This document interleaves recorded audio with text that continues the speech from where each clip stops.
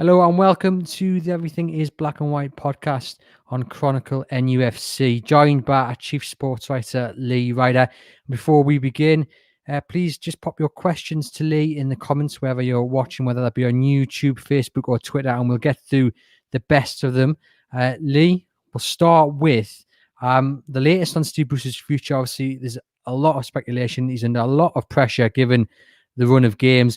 You've just popped a story up on our website, which basically says he's not under threat, but he's not safe. Can you just explain a bit more about the latest on Steve Bruce's future? Well, basically, he's been told to get on with the job for now, and they go into this game against Aston Villa, and he knows fine well that he needs to get a positive result from it, and then they'll go from there.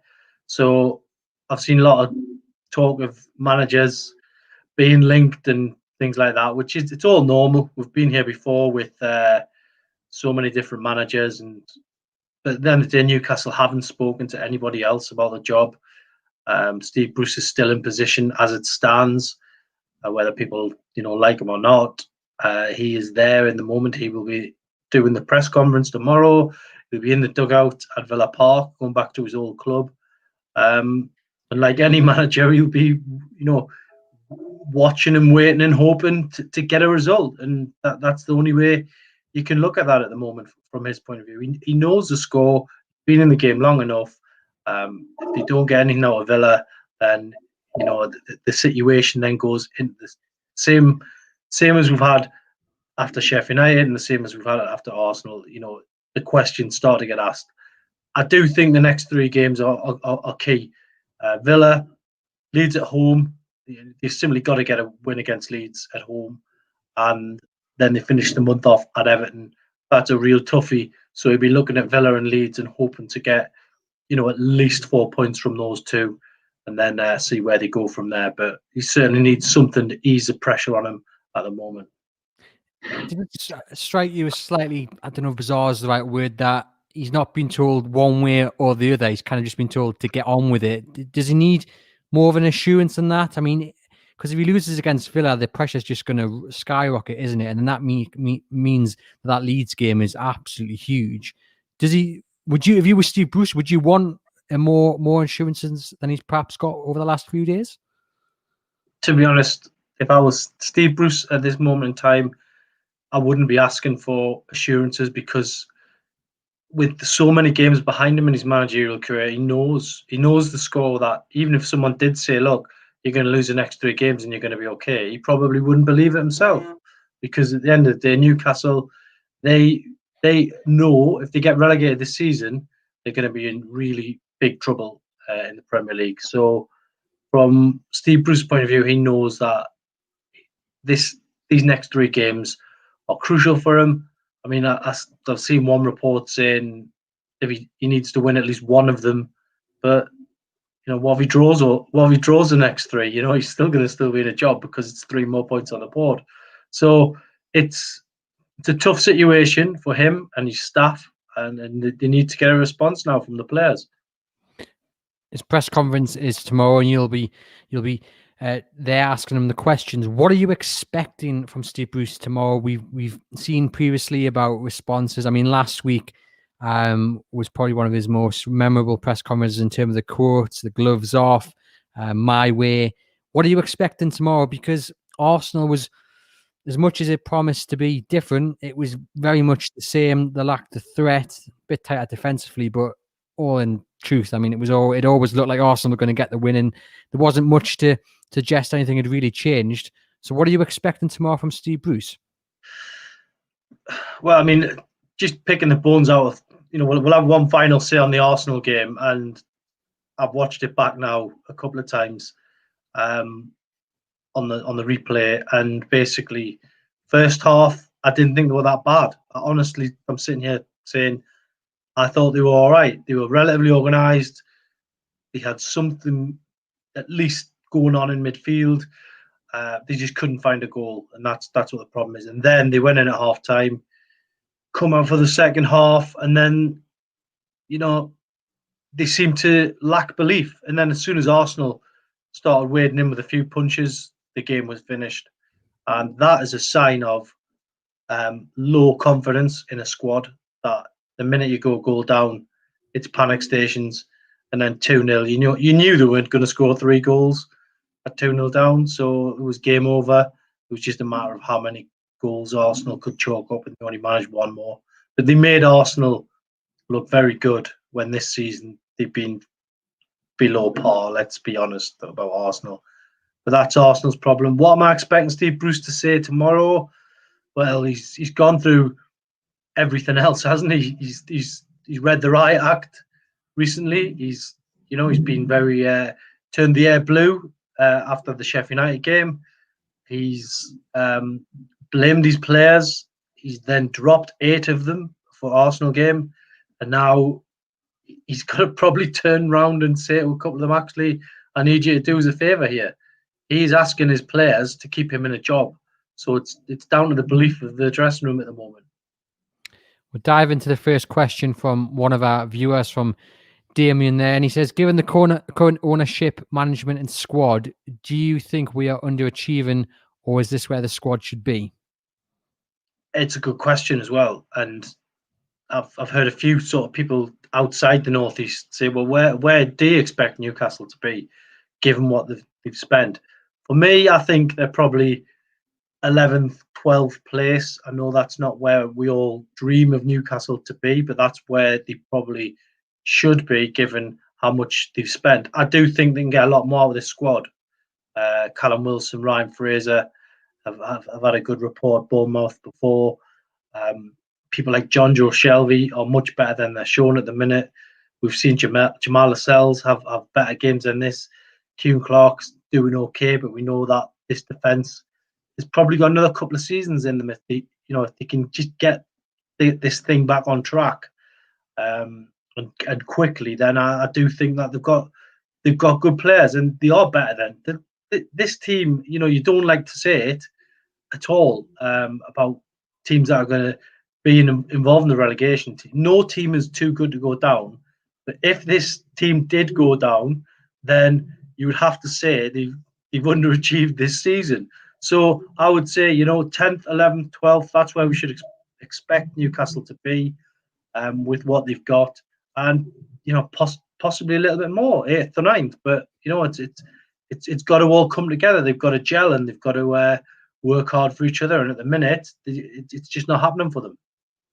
A question along the similar lines here from Tom Smith. Do you think Steve Bruce is the manager to get the most out of this squad? Well, you look at it really, and Rafa Benitez, he couldn't finish any higher than 10th when they scraped into 10th on goal difference. You look at Steve Bruce's own personal best. I'm not sure that the highest he's finished in the table might be in the top 10 with Sunderland, but at the end of the day, I think Steve Bruce really this season, if he'd have finished middle of the table, he'd have been happy for all he was talking about potentially going higher. So is he the best man? At the minute, it doesn't look like he is, because the players aren't really doing it for them. But at the end of the day, they have had the problems with injury, with COVID. Alan St-Maximin hasn't played for 2 months. They're not at full strength. So he's probably going to have to get a lot more out of them. We'll continue. We've got some good questions coming in. This one from Nick Phil. What do you make, Lee, of Simon Jordan's comments that a section of fans are making Steve Bruce's job impossible? And then the second question to that is, what do you make of other pundits' comments who are blaming the players for not being good enough? Well, the Simon Jordan comments, I think they're always going to be extreme, because he's a professional. He's a professional pundit these days. He's not a chairman anymore. He's not doing it. He's not mixing in those circles anymore. He's there to make a name for himself. So he goes for the most extreme comments possible. So I don't really regard them comments too highly.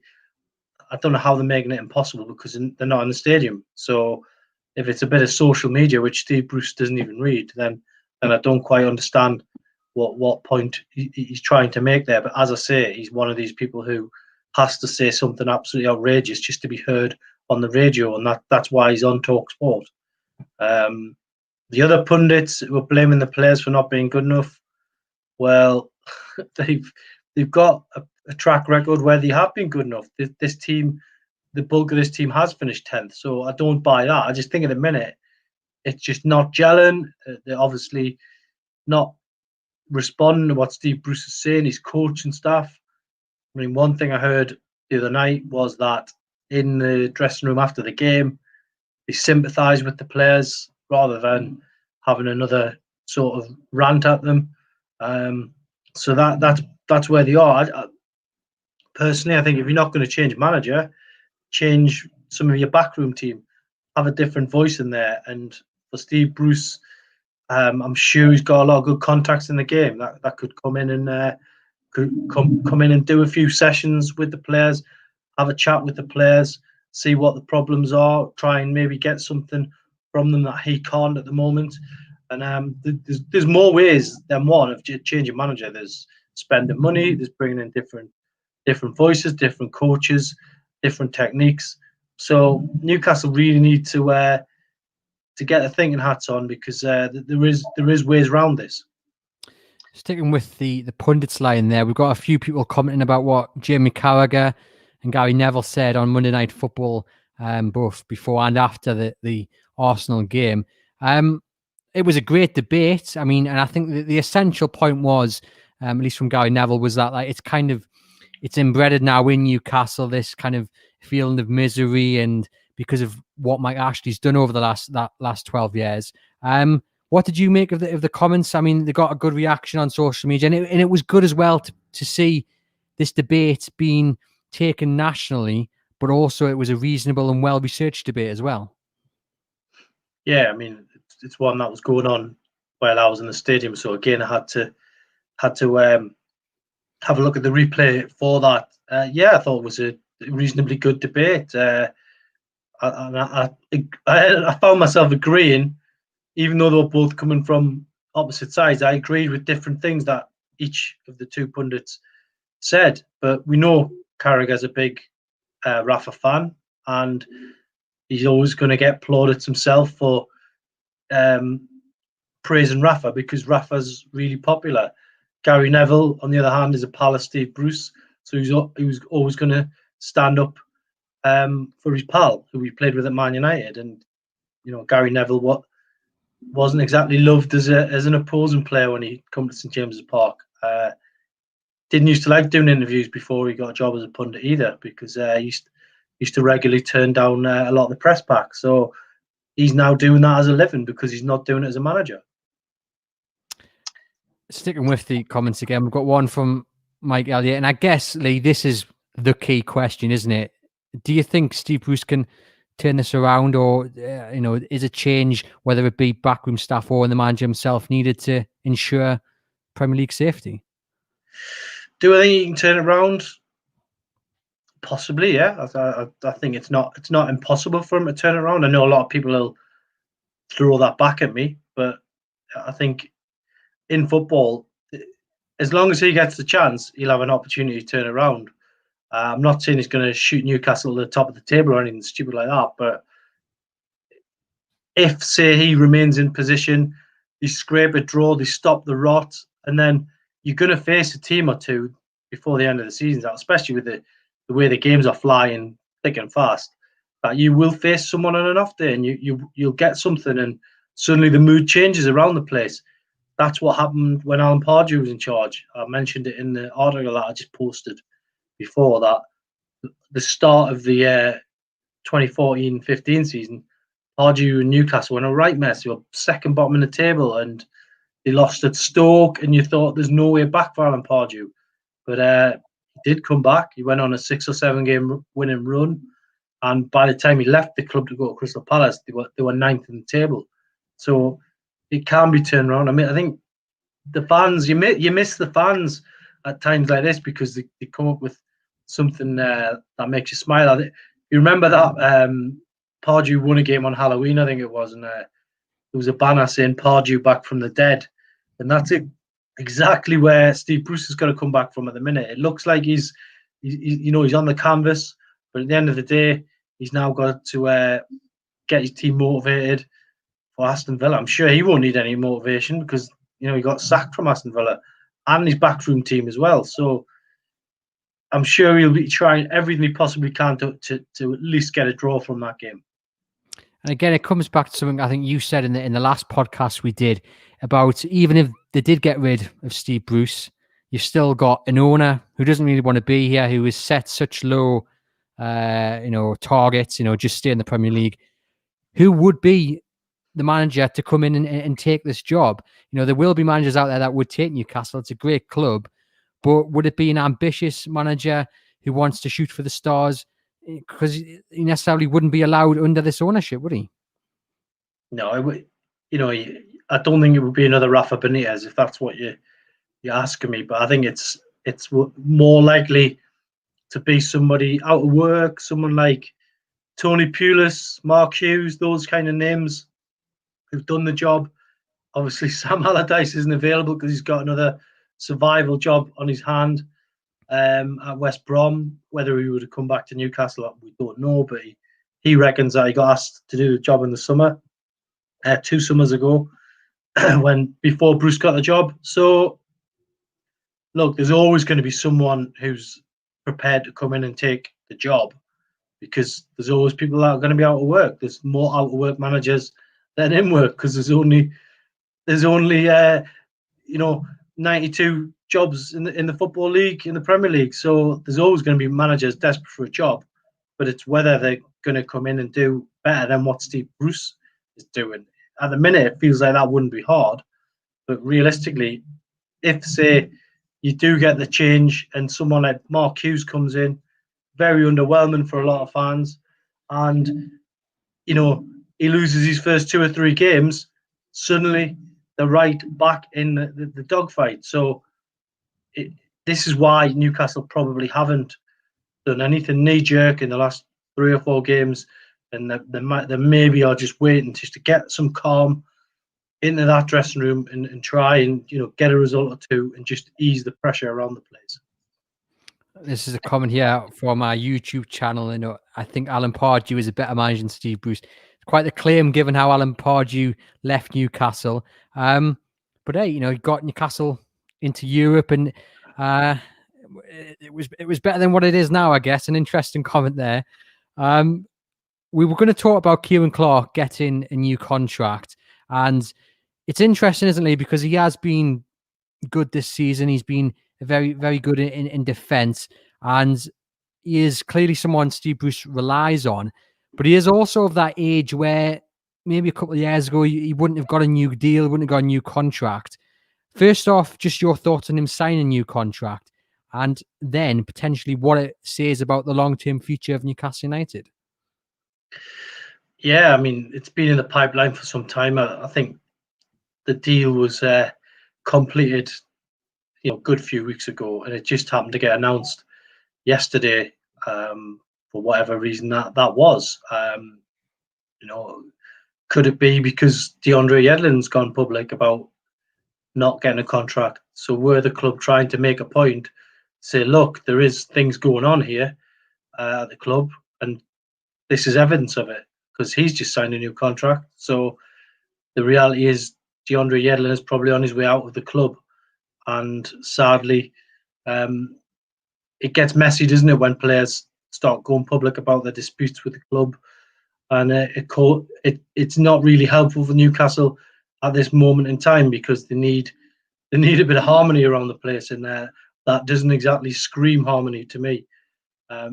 As for Kieran Clark, look, he's a steady battler for Newcastle. He's been very good in the time he's been at the club.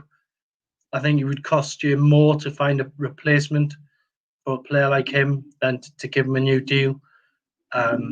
Since he come in, he's been a great talker with the press. I think when he arrived here, he had a bit of a reputation for not doing a lot of press. That's what we were told. But certainly he's never shirked an interview. Going back to normal times before the pandemic, he would always stop and talk to the press and give his opinions. So, yeah, I think it's a good move. I really do. And does it mean that Steve Bruce is still having influence behind the scenes, signing these players who are older than what we've seen recently. And we've got a question here from Chris, where he mentions the likes of Shelby and Richie as well have already signed deals extending their stay. What do you read into the long-term future for Newcastle United when you look at those players being signed up on big contracts? Well, I don't see a lot of long-termism at the moment, because really a lot of these players were signed to get Newcastle out of the Championship back in 2016-17, but they've done okay, so you can understand why they've got deals.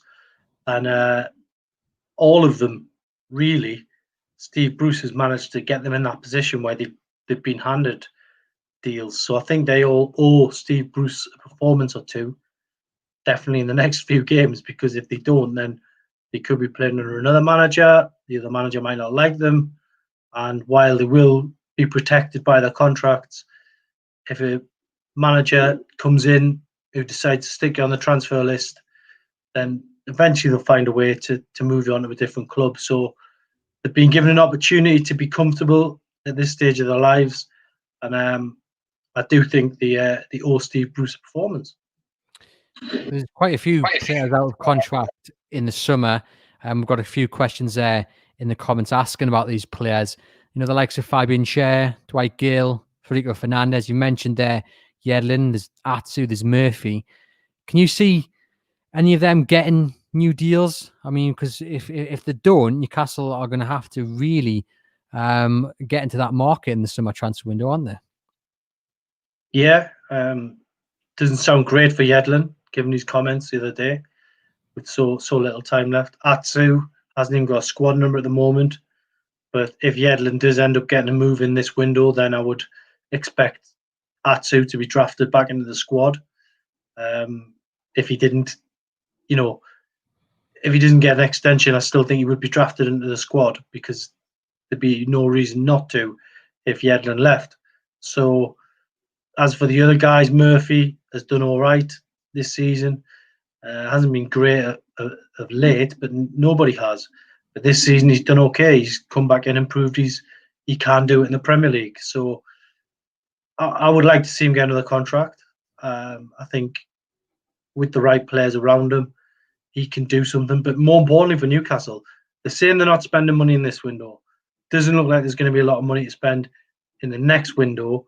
So you have to get some of these guys tied down, because otherwise, what you're going to be working with. It's certainly going to be interesting to see what happens. I mean, I know Fabian Schär's got a lot of fans, as is Jacob Murphy. So it'd be interesting to see who does get tied down to a new deal. Let's talk about then this transfer window. You mentioned there doesn't look like there's much money to spend, if any at all, this month.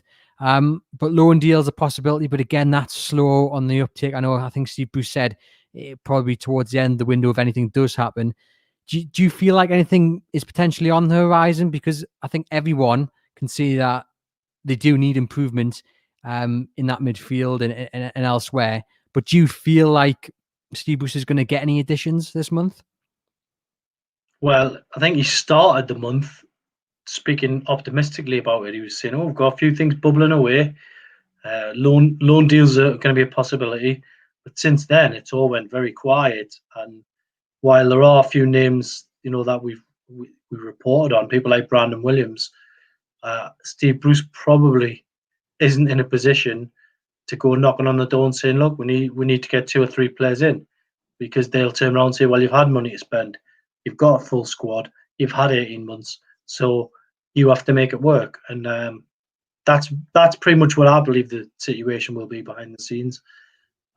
And in terms of another manager coming in, we talk about Steve Bruce leaving, but if somebody else come in, then the first thing they would ask is, right, have I got any money to spend? Can I bring some players in? Can I bring some people that I know that are going to do a job for us? And if the answer is the same as what Steve Bruce is getting, then they're probably not going to take the job. So it's almost a vicious circle at the minute for Newcastle, and they need to get results quickly.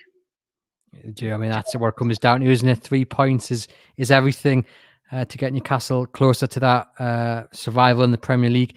We'll talk about briefly, Lee, there's some questions about the formation and the player, but the first question here from Barry Sloan, I just want to ask you, great to see St Maximin back into the training centre down in Benton. You know, lots of happy people on social media when those photographs were released. Have you heard anything about when he might be back actually in the first team and able to play? Well, he hasn't played for a long time, and he's missed probably more than you would the time limit in a pre-season, like a close season.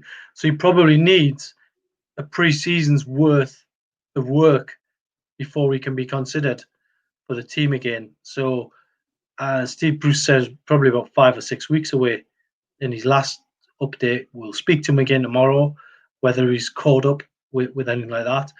But the sooner he's back, and the sooner, even if he can give Newcastle 15, 20 minutes from the bench, then they're going to be a stronger team with him in it. So let's just hope he's back and raring to go as soon as possible. But probably, 3, 4 weeks, 5 weeks, we could still be waiting for St. Maximin. Need him back, sooner rather than later, just to give that team a bit of intent and just to excite the fans, really, and give Newcastle a bit of threat. We've got a question here from Andrew Carter, and he asks, why does the midfield always look back and not forward? I'm assuming he means with his passes there. I agree with that statement, actually. I do think, they do tend to pass backwards or sideways, and there's very little creativity and threat coming from midfield. I saw a stat, Lee, earlier, and it was from NUF 360 about Newcastle having 10 different midfield partnerships so far this season. Do you think that has anything to do with it, the lack of consistency in that midfield? When things aren't going well, you change formation, you bring in different players. It's almost like when you're playing on Football Manager or something stupid like that, and you can't get a win, so you just keep trying crazy things, and sometimes that's what it's looked like at Newcastle this season. Unfortunately, I don't want to be too critical, but to make 8 changes for a league game is drastic, and then to keep dropping people and changing formation.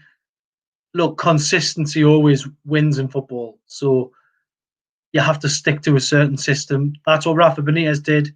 He hammered it into the players, this back five, parking the bus, hitting teams on the break. And eventually they got it and they stuck with it and it got results. It wasn't pretty, but it seems they can't play any other way. It really does. I mean, the 4-4-2 actually did all right, didn't it, at the start of the season against West Ham? Got a result down there, but I'm not going to get too excited about that. So, yeah, and in terms of the point there about going backwards, then yeah, it frustrates me as much as it does any fan. At the end of the day, Newcastle from their own corner in the first half, it ended up going all the way back to the goalkeeper. So, are they being told to keep possession at all costs, keep the ball? You look at the possession stats, that's not really working for them. So I would just like to see one decent delivery into the box and someone to maybe get a header on target or a shot on target from a corner kick. That would be great. And one day maybe we'll score again from a set piece. Wishful thinking, Lee. Let's just talk about Villa then this weekend. Do you think, after all Steve Bruce said about gloves off and my way, that will we see the same kind of setup that he put out against Arsenal, which didn't work in the second half? There was no threat. Or will we see something different against Aston Villa? I mean, it sounds a daft question, but I think a lot of people will be asking that question because I think a lot of people will be expecting maybe something different to what we saw against Arsenal, despite the fact he said, we'll be doing it my way. And it goes back to that question, what is Steve Bruce's way? Yeah, it was a crazy thing to say, to be honest, because it confused a lot of people.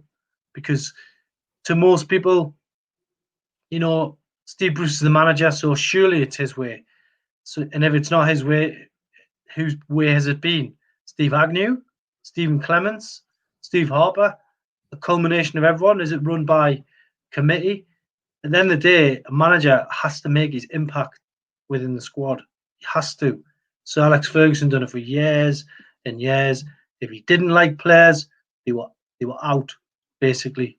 And Steve Bruce, as well as he did for Man United, was one of them players who experienced being moved on when Sir Alex Ferguson decided he was going to build another team. Konchelskas, Schmeichel, Yapstam. We're talking about Man United here, but I'm using it as an example.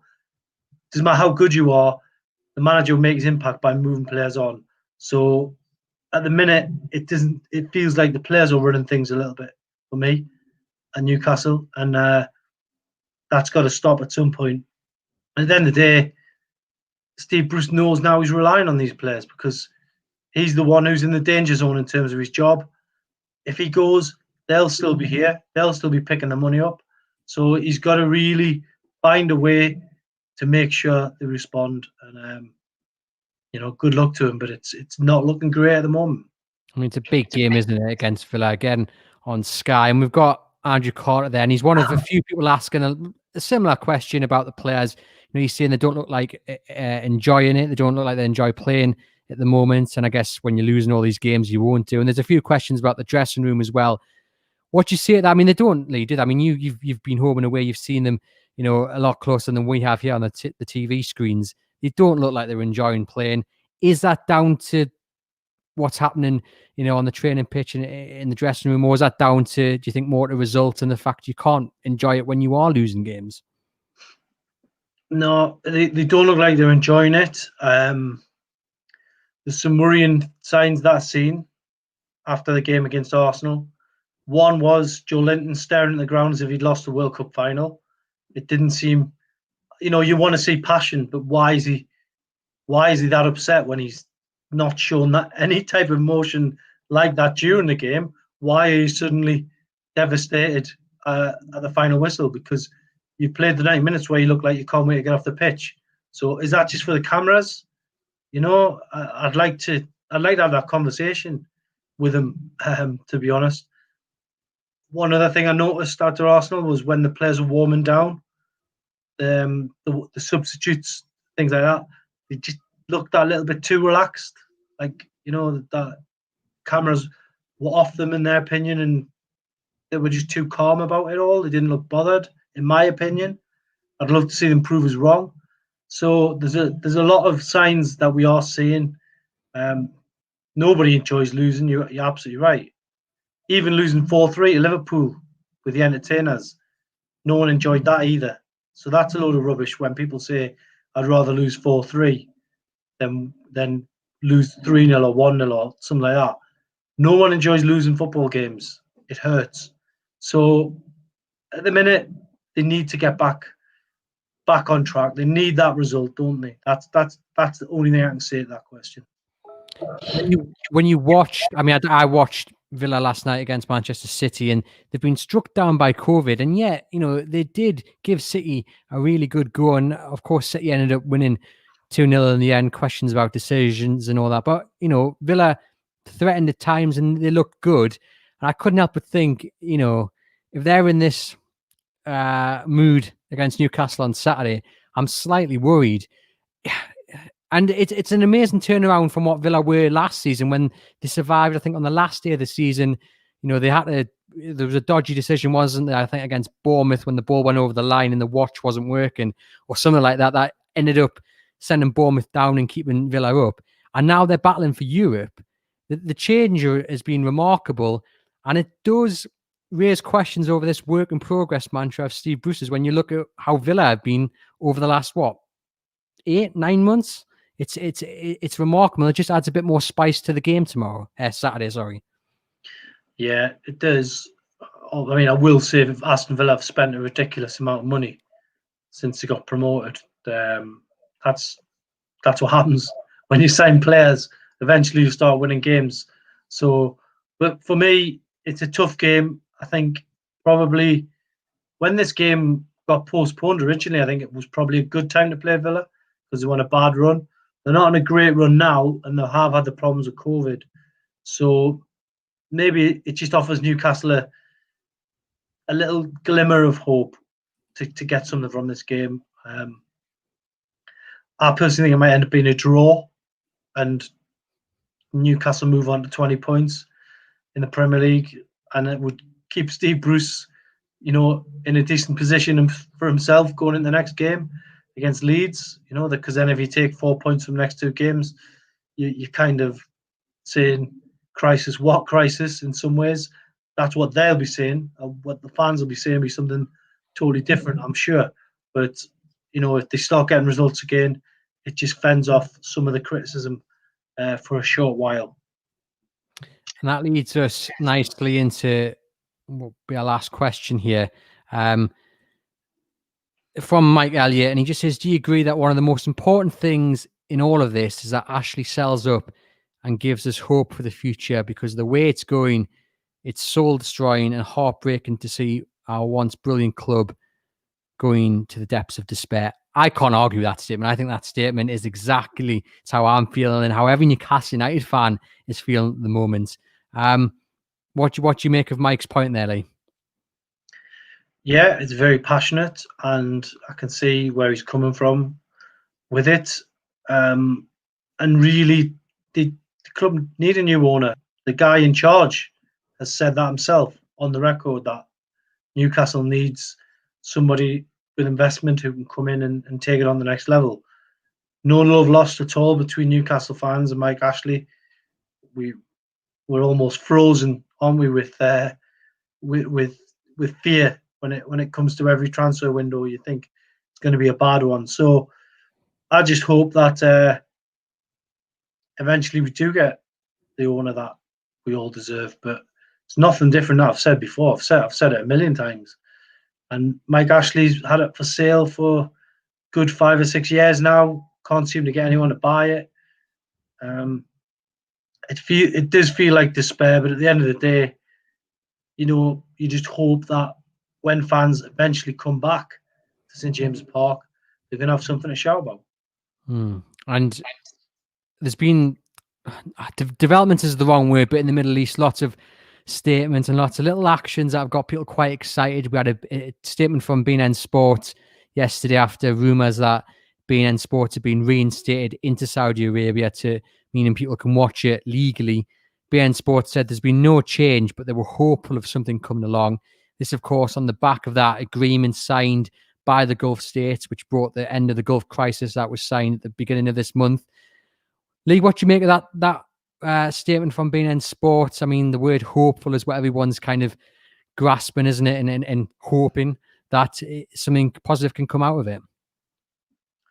Yeah, I mean, you look at it really from Mike Ashley's point of view. He agreed to sell his club in the summer. He agreed the deal. He was just waiting for the paperwork to come through. It didn't. The buyers stepped away. Mike Ashley's now in a court battle with the Premier League. We believe that the wannabe buyers would like to step back in if Premier League give them the green light to do so. So you can only really watch and hope that something emerges from the court case. But as far as Mike Ashley's concerned, until this is sorted one way or another, then it just gives Newcastle fans no hope at all. Simple as that. Lee, we appreciate you taking the time. To you guys watching and listening later on the podcast, please remember to like and subscribe to the podcast, or if you're over on YouTube, hit that subscribe button right now. We do appreciate it. You can head over to chroniclelive.co.uk and read all of Lee's latest stuff, including a bit on Steve Bruce's future and the press conference tomorrow, which is Friday. Keep safe out there, guys. Once again, thanks for tuning in.